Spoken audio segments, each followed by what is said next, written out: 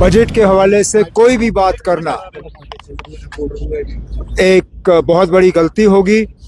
Budget हुकूमत का है और हुकूमत का फ़र्ज़ बनता है कि बजट सबसे पहले असेंबली में पेश हो, और इसलिए बजट के हवाले से मैं कोई बात नहीं करूंगा।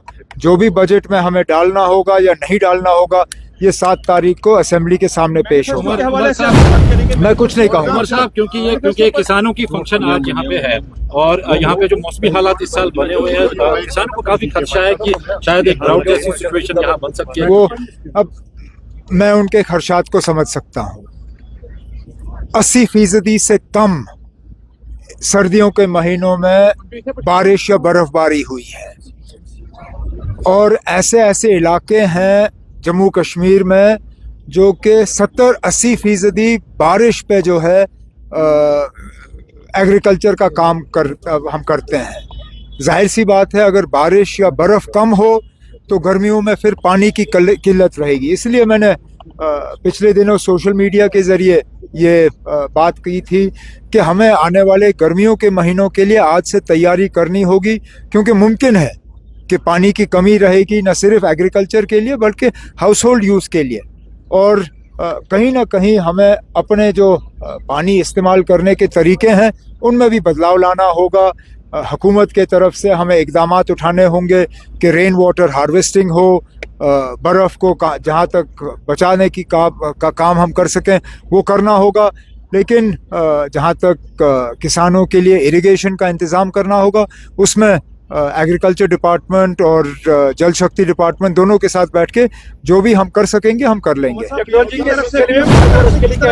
मिल रहा है मैनिफेस्टो को फुलफिल करने में, प्राइम मिनिस्टर की तरफ से किस तरह का सपोर्ट या गवर्नमेंट ऑफ इंडिया के, क्योंकि लोग कह रहे हैं कि अभी तक जो नेशनल कांग्रेस का जो भरपूर एतमाद हुआ है लोगों ने जो इलेक्शन में ग्राउंड लेवल पर कुछ जो मैनिफेस्टो में बातें किए गए थे वो शायद विजिबल अभी दिखते नहीं। कोई बात नहीं ना, मैनिफेस्टो 5 दिन या 5 हफ्ते के लिए नहीं था, 5 साल के लिए था। अभी हमारा पहला बजट भी पेश नहीं हुआ है, आप इंतज़ार करिए ना। हम जानते हैं हमने लोगों के साथ क्या वादे किए हैं और उनको किस तरह पूरा करना है, और हमने पहले दिन से कहा है जो चीज़ें हम यूटी के ज़रिए कर सकते हैं हम कर लेंगे। अब मैं स्टेटहुड के लिए इतनी लड़ाई क्यों लड़ रहा हूँ, मैं बार बार स्टेटहुड पे जोर क्यों दे रहा हूँ, क्योंकि मैं जानता हूँ कि कई सारी ऐसी चीज़ें हैं जिनको लेके लोग परेशान हैं, लेकिन उस परेशानी का हल एक यूटी में नहीं हो सकता। उसके लिए रियासत का जो है स्टेटस हासिल करना वो बहुत ज़्यादा ज़रूरी है। तो दोनों चीज़ें हम एक साथ करेंगे। जो चीज़ें हम यूटी के ज़रिए कर सकते हैं हम करेंगे, जिन चीज़ों के लिए स्टेटहुड लाना ज़रूरी है उसके लिए हम स्टेटहुड ला रहे हैं। कोशिश रहनी चाहिए कि हम सेहतमंद रहें, और ये आमतौर पे माना जाता है कि मोटापा, ओबेसिटी, ये एक इसको बीमारी ही समझ लीजिए, ये फैल रही है।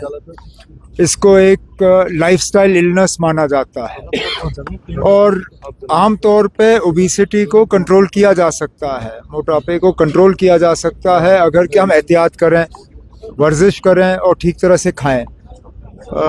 वज़ीर आज़म साहब के तरफ से ये मुहिम शुरू हुई है कि ओबेसिटी के बारे में हम उसको समझें और उसके ख़िलाफ़ जो है एक कैंपेन करें। उसमें वज़ीर आज़म साहब ने एक ट्वीट के ज़रिए मुझे भी उसमें शामिल किया, और मैंने भी थोड़ी बहुत उसमें पहल की और 10 और लोगों को शामिल किया।